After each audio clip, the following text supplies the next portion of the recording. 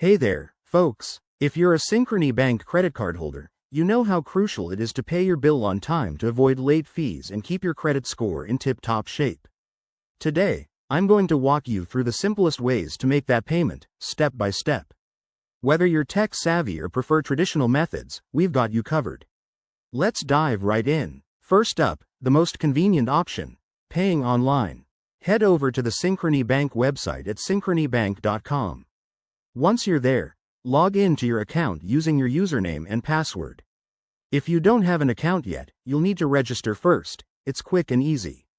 After logging in, navigate to the Payments or Bills section. Here, you can select your credit card, enter the amount you want to pay, and choose your payment method, like a bank account or debit card. Hit Submit, and you're done. Most payments process instantly, so you'll get a confirmation right away. If you prefer using your phone, download the Synchrony Bank mobile app from the App Store or Google Play. Log in with your credentials, and you'll see a dashboard with your accounts. Tap on your credit card, go to the Payments tab, and follow the prompts to add your payment details. It's super user-friendly and great for on-the-go payments. For those who like old-school methods, you can pay by mail. Just send a check or money order to the address listed on your billing statement, along with the payment slip. Make sure to allow extra time for processing. Aim to send it at least a week before the due date. Another handy option is paying by phone.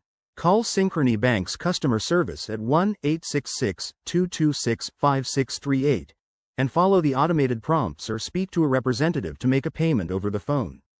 They'll guide you through it. Pro tip: set up autopay in your account settings to never miss a due date.